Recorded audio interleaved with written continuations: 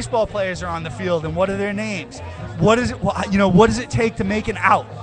And they were like picking up on it, and they got it, and it was just such a great experience for me, and it's just such a beautiful stadium that.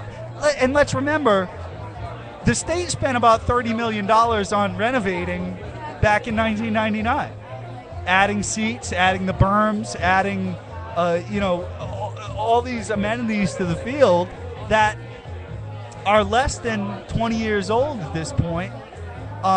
So the argument that the field is not, quote, state of the art, I think that kind of adds to the charm of it. But there's no place to have supper. There's no place to buy knickknacks. There's no place to buy paintings of sailboats and lighthouses.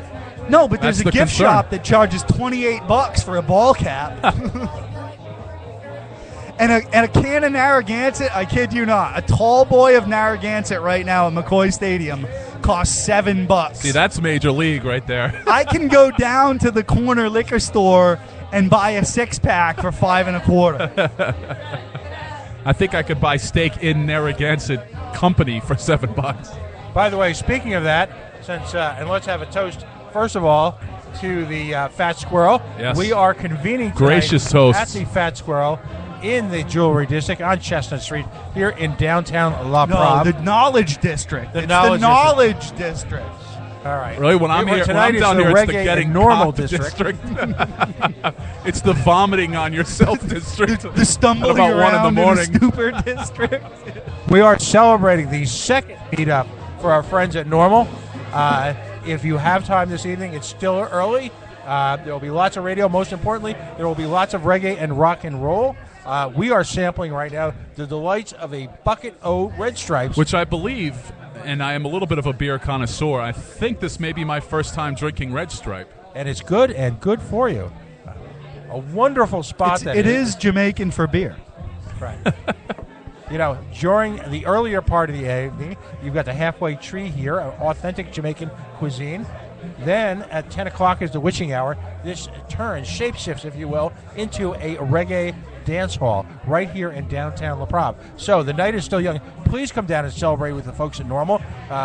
Please encourage our legislators to, once they get off their asses and shut this stadium thing down, to get back onto important things, which is, of course, the legalization of marijuana. I mean, we have priorities in the state, damn it. And by the way, the last 6 months of paid promotions on the coalition over the airwaves bought us this bucket of 5 Red Stripes this evening. Right. And at this moment, I want to thank Beacon Shipping and Logistics because they are a hell of a sponsor. They are moving with us to our new home. Can I announce our new home tonight? Are we allowed to do that? We are, in fact, allowed to do that. Starting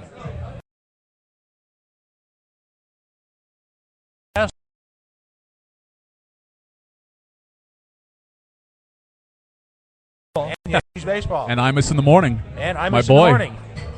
No, starting a week from tomorrow at 6 o'clock, we will be on Rhode Island Station of Record. The 1,000,000-watt signal reaching out to outer space of WPRO AM 630, home of John DePietro. Joining the Buddy Pantheon. Cian. We're joining the Pantheon, Pat. At Now, a certain we'll- moment, I will be able to sit, I believe, unless they roll it in and out for him, a special one, I will be able to sit in the seat of one Vincent A. Buddy Cian. Now, will you be following the lovely and talented Patricia Raskin? We will be. And, of course, Dr. Tad. So, one can learn, there's a plethora of things one can learn. Starting, But let's get to the point here. What's our new time slot? 6 o'clock. 6 o'clock.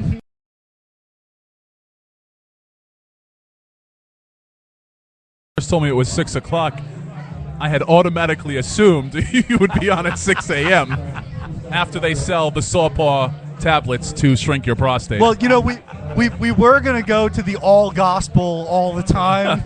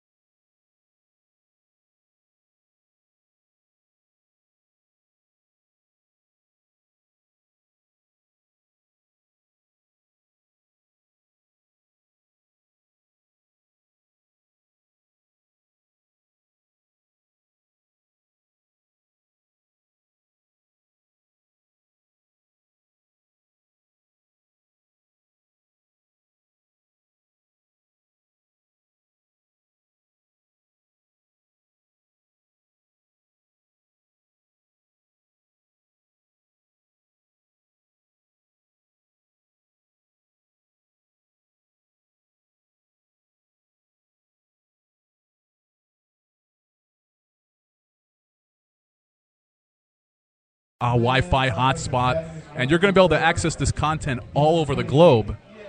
And we are kind of have been on the forefront. I mean, not to pat ourselves on the back, but we've kind of been on the forefront of this stuff. Hey, somebody get over here and were. pat us on the back. Those I can't reach. The bleeding edge, as it were, of talk radio. Yeah, I think Tony's 100% right. I think we're kind of on the cusp of a real big transition in what broadcasting means. And the fact that we're here tonight at the Fat Squirrel, that we're advocating for the legalization of cannabis in the state of Rhode Island, that puts us even more out in the forefront of 99.999% of talk show hosts out And the there. mantra is content is king. That's right. And another announcement, this coming May 16th, I believe it is, Providence Convention Center. We will be live broadcasting via the internet the entire 2-day cannabis convention. Live on the spot, 15 hours of uninterrupted discussion between me, Tony, Dave, and whoever the hell else will join us. Whoever wanders Whoever by. can give us a pee break. Exactly. So on that note, why don't we kind of switch gears here after our own self-flagellation / masturbation, right? Pat actually had to use a rag on a stick to pat himself on the back. Go get me my sweating rag. So we want to talk to Mark Ward, who's here from Rhode Island NORML, the National Organization of Reform for Marijuana Law. And he's here to talk to us about the efforts here in Rhode Island to make cannabis a legal thing. Thank you very Greetings, much for Mark. having me. It's much appreciated. Speak up. So, tonight we're coming out. We're definitely having a great time here at the Fat Squirrel. We're going to have Rhodes Pierre. He's hosting the night for us, our comedian house guest. He's going to be introducing all the bands. We want to have everybody come down. We're going to have membership sign-ups for the Dank Darlings as well as Rhode Island NORML in itself. Pat, Dank Darlings. I think you'd make a heck of a darling. You know, I think He's definitely dank. I think he has it going on. I think it draws some attention to the cause myself. So we have some great we have some great acts coming up tonight. We have Rival Roots. We have Big Mama Lou, Biko. We also have Kizos and family, I believe. And yes, we also have Ann Armstrong, as well as Alan Gordon. Or as I like to call her, Governor Armstrong. Governor Armstrong, very important. We have to make that. Point definitely made. They're from the Healing Church. They're going to talk about the constitutional lawsuit versus Rhode Island's cannabis ban. I have a little update on that, as well as the future tax write-offs for regeneration of breaking of the war on cannabis. And we're going to have some different vendors tonight with us hanging out and showing off some glass pieces, having a few, I believe we're going to have maybe... You got the vape even people here tonight, Yes, too? we actually have the guys from Elevated Vapor Lounge right out of Providence here, one of Rhode Island's only vapor lounges. So if you have your medical card, you can come down, sign up, and join as a member for one of Rhode Island's only And medical I got to vapor say, I lounges. want to say two things here. I want to give a special shout out to Biko Environmental. Jamie Roy Tavares, who's in the band, Yes. has been instrumental in what we've been doing with the stadium. He's been pumping stuff out there on Facebook and just like getting the word out there. Like he understands grassroots involvement, and we really appreciate that. And I know you do too over at NORML, because it's what it's all about. It's about grassroots. Exactly. You get brass tacks. That's really what it comes down to. We know what's going to happen if this whole reform goes through. We know what's going to happen for this state if these laws are passed. I mean, we have to stay on track, though. We have to make sure none of these sneaky bills come in again with all these caretakers. You guys heard about the bill that was going to happen with the caretakers? They're trying to eliminate the caretaker exemption. How awful is that? Yeah. When two companies can take over all of the acts of being caretaker for all of Rhode Island's patients. Yeah, and you know what? The scary thing about this to me is, the next step is telling people you can't grow it at home. Oh yeah, exactly. That's the next step. That's exactly the way it's going. It's going to be industrialized corporation for only big company. So the irony here is that which will they have fought tooth and nail against for 2 generations, they will then instantly, seamlessly, without any sort of moral qualms whatsoever, they will instantly try to profit from it. Totally co-opt it for tax revenue. Well, think Absolutely. about it. They've already planned on this. In general, if you look at things, they've already patented this as a medicine before they even would tell the public that cannabis could be taken care of medicine. Or they'd synthesize it and call it something different and put it in a pill and give it to us. So it was only a matter of time before they tried to do it with this whole green rush situation going on. Well, and, even more frustrating for me is, the idea that the state, the federal government, whatever government is, like here in Rhode Island, you can brew up to 50 gallons of beer in a clip. Challenge accepted. In your own home. I have made this point. You can, exactly. And there are people who are out there advocating for you to not be able to grow 6 marijuana plants. That's exactly the point. We have so many. All right. As far as alcohol is considered, yes, it brings revenue into the state. Big, this is something that has been something. We have seen marijuana has a different revenue consistency. We have money that Colorado has made for their school systems brought on by medicinal marijuana. We have seen recreational marijuana.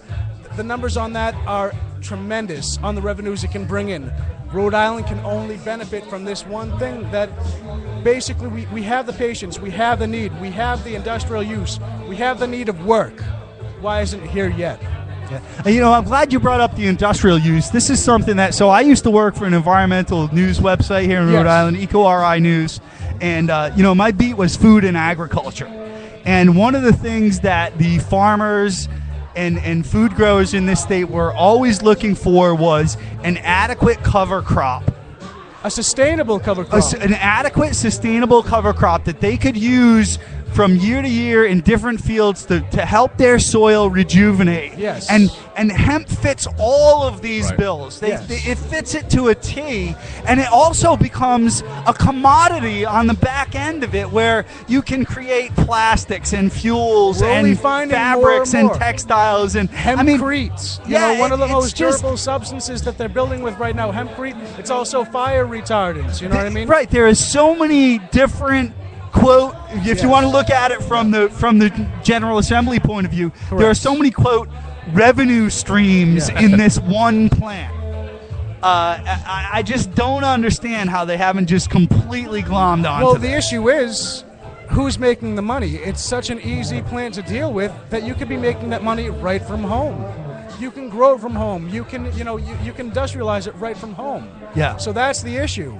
Is then you really can't put those bans on. You can't put those regulations on it if it's so easy to make it from home. Just like medications. If you can take a medication and make it from home, that's a scary situation for a lot of companies. You know what I mean? Well, let's not get into bathtub gin here. But I will say, in large part, the renewable energy sector suffers from the same kind of malaise where, the people who are making a shit ton of money off of oil and gas and nuclear and all these other things haven't quite figured out how they're going to make money off wind turbines and solar panels. And that's really what holds this up on a legislative end, is it not? Yes. It's how can we make this money? We haven't quite figured it out yet. Yeah. So that's the issue. All right. And as soon as we can, we'll let you know. Exactly. Right. Hold off. We'll get back to And then we'll make it legal. Yeah. on these terms, though, on these terms that we figured out. So we're going to hold it off on the back burner. It's a shame because when we have these models like Colorado, who are using this to better their economy, better their society in a certain way. Because, if you look at it, we still have all the issues of, like I said before, that whole taboo effects on our youth. You know what I mean? If we look at the whole issues of what we worry about, Rhode Island's worries about